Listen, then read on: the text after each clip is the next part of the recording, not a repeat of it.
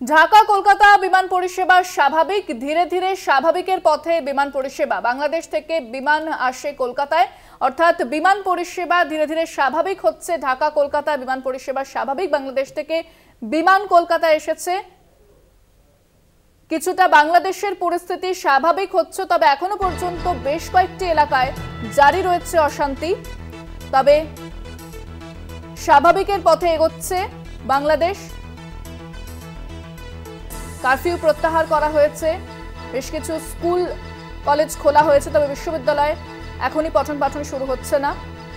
অন্যদিকে যে বিমান পরিষেবা সেটাও স্বাভাবিক হয়েছে, ধীরে ধীরে স্বাভাবিকের পথে বিমান পরিষেবা। বাংলাদেশ থেকে বিমান আসে কলকাতায়। ঢাকা কলকাতা বিমান পরিষেবা স্বাভাবিক। আমরা জানি বাংলাদেশে যে পরিস্থিতি তৈরি হয়েছিল, যেভাবে লাগাতার ছাত্র বিক্ষোভ আন্দোলন চলছিল, রীতিমতো ভয়াবহ আকার ধারণ করে সেই আন্দোলন। তারপর দেশ ছাড়তে বাধ্য হন শেখ হাসিনা, ভারতে এসে আশ্রয় নিয়েছেন তিনি।